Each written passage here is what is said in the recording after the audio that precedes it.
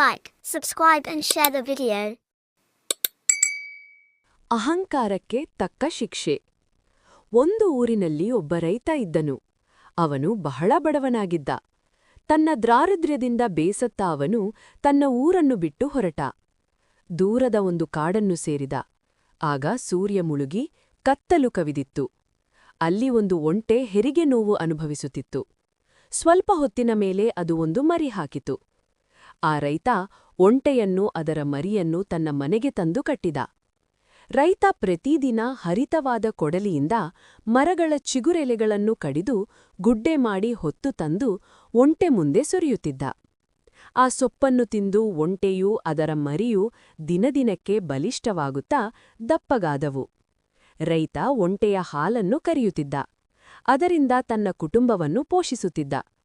ಪ್ರೀತಿಯಿಂದ ಮರಿ ಒಂಟೆಯ ಕುತ್ತಿಗೆಗೆ ಒಂದು ಗಂಟೆ ಕಟ್ಟಿದ. ಒಂಟೆಯಿಂದ ಅವನ ಸಂಸಾರ ಸುಖವಾಗಿ ಸಾಗುತ್ತಿತ್ತು. ಅದರಿಂದ ಅವನಿಗೆ ತುಂಬಾ ಸಂತೋಷವಾಯಿತು.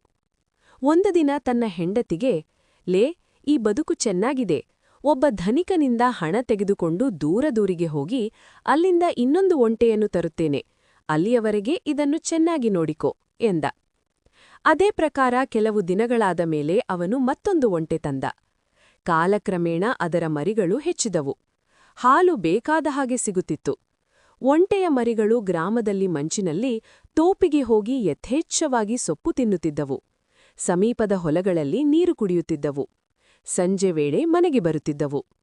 ಆದರೆ ಮೊದಲ ಮರಿ ಗಂಟೆ ಕಟ್ಟಿಕೊಂಡಿತ್ತಲ್ಲ, ಅದಕ್ಕೆ ತುಂಬಾ ಗರ್ವ ಇತ್ತು. ಇತರರಿಗಿಂತ ಮೆಲ್ಲಗೆ ನಡೆಯುತ್ತಿತ್ತು. ಉಳಿದ ಮರಿಗಳು, ಅಯ್ಯೋ ಇದರ ಬುದ್ಧಿಯೇ, ಗುಂಪಿನ ಜೊತೆಗೆ ಬರದೆ ತಾನೊಂದೇ ದಿನವೂ ಬಹುದೂರ ಹಿಂದೆ ಬರುತ್ತೆ.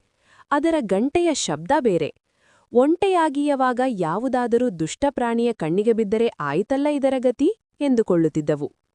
ಅದಿಮಾತ್ರ ತಾನು ಬೇರೆಯಾಗಿಯೇ ಇದ್ದುಬಿಡುತ್ತಿತ್ತು. ಒಂದು ದಿನ ಒಂದು ಸಿಂಹಕ್ಕೆ ಆ ಗಂಟೆಯ ಶಬ್ದ ಕೇಳಿಬಂತು. ಅದು ಕುತೂಹಲದಿಂದ ಆ ತೋಪಿನ ಅಂಚಿಗೆ ಬಂದಿತು. ಅಲ್ಲಿದ್ದ ಒಂಟೆಯ ಮರಿಗಳೆಲ್ಲ ಸೊಪ್ಪು ತಿಂದು ಹೊರಡುತ್ತಿದ್ದವು. ಮರೆಯಲ್ಲಿ ನಿಂತಿದ್ದ ಸಿಂಹ ಅದನ್ನೆಲ್ಲ ನೋಡಿತು. ಹಿಂದೆಯೇ ಇದ್ದ ಒಂಟೆಯ ಮರಿ ನಿಧಾನವಾಗಿ ಮೇಯುತ್ತಿತ್ತು. ಆಗ ಕತ್ತು ಆಡಿಸಿ ಗಂಟೆ ಶಬ್ದ ಮಾಡುತ್ತಿತ್ತು. ಸಾವಕಾಶವಾಗಿ ಅದು ಮನೆಯ ಕಡೆ ಹೊರಟಾಗ ಗುಂಪಿನ ಯಾವ ಒಂಟೆಯ ಮರಿಯೂ ಅದಕ್ಕೆ ಕಾಣಲಿಲ್ಲ. ಅದು ಬೇಗ ಬೇಗ ನಡೆಯಿತು. ಅಂದೇಕೋ ಕತ್ತಲಾಯಿತು. ಅದಕ್ಕೆ ದಾರಿಯೂ ಕಾಣಿಸಲಿಲ್ಲ. ಸ್ವಲ್ಪ ದೂರ ನಡೆದ ಮೇಲೆ ಅದಕ್ಕೆ ಸಿಂಹ ಎದುರಾಯಿತು. ಅದರ ನೆತ್ತಿಯ ಮೇಲೆ ಎರಗಿ ಕೊಂದು ಹಾಕಿ ಗುಹೆಗೆ ಎಳೆದುಕೊಂಡು ಹೋಗಿ ತಿಂದಿತು.